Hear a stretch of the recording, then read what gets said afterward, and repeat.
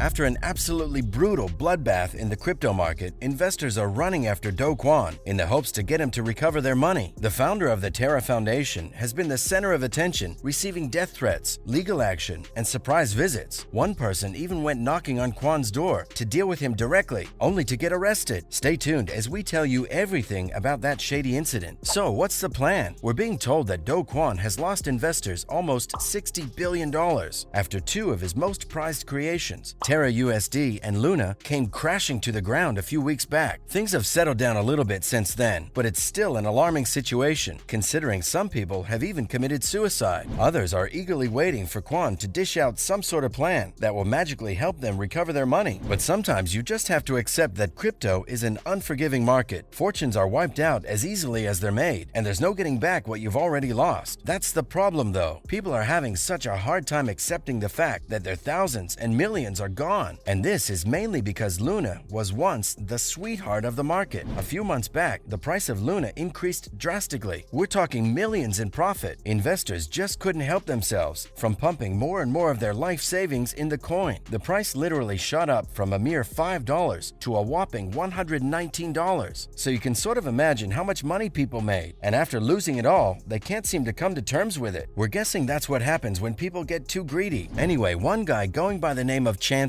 on some cryptocurrency stream even thought it would be really wise to go straight to Do Kwon's house and knock on the door. He stated that he was desperate and wanted to talk to Kwon directly and ask him about a recovery plan, but all he got was a night behind bars. Chancers went through a lot to find his address though, we'll give him credit for that. Do Kwon is a hard guy to reach. And let's also not forget that Do Kwon is known for being notoriously shy and awkward in front of the media. He tries to avoid it at all costs, but that's exactly what made Chancers really frustrated. He told BBC that he got really angry after being unable to communicate with Do Kwon, and that made him go all the way to the shy millionaire's house. Chancers hasn't recovered any of his money, but he's definitely made headlines in the process. Next, greed is the enemy. It's sad to see when so many people are affected by the same thing, and when you think about it, most people are just retail investors putting their hard-earned money in these assets in the hopes to get some financial freedom. But as an investor, you should know your limits. That also includes your appetite for risk. Most people are desperate now because they invested more than they could afford to lose. Look at Chancers. After seeing how Luna went to the moon, he got too greedy and invested $800,000 of his own money into the coin. No prior research, no analysis, nothing at all. He threw $800,000 of his wealth into the coin because the price shot up crazy. That's just like throwing your money in the garbage. And to top it off, after losing his investment, he decides to go to Kwon's house to speak to him directly. That's just so absurd if you ask us. Same with everyone else taking shots at the Terra Foundation's founder. Like, he never asked you to throw so much of your money into his assets. So really, it doesn't make sense at all to be calling him out for being a fraud or going as far as taking legal action against him. There was nothing fraudulent about his foundation or assets. Instead, if investors had taken some time to really understand how the crash happened, perhaps they would have even supported Kwon during this time of difficulty. Anyway, in light of all the recent events, we've managed to reach one conclusion. Greed is the enemy, and it will always screw you over. Now, let's talk about double standards. We still think that Kwon is going through all of this only because he's a really nice guy. If this was the owner of some hedge fund or investment firm, he would have been long gone, and no one would have been able to touch the guy. Believe it or not, this almost reminds us of Bernie Madoff. Bernie is a former chairman of the Nasdaq Stock Exchange, and what's even more impressive is that Bernie ran the biggest Ponzi scheme in the world, worth an estimated $65 billion.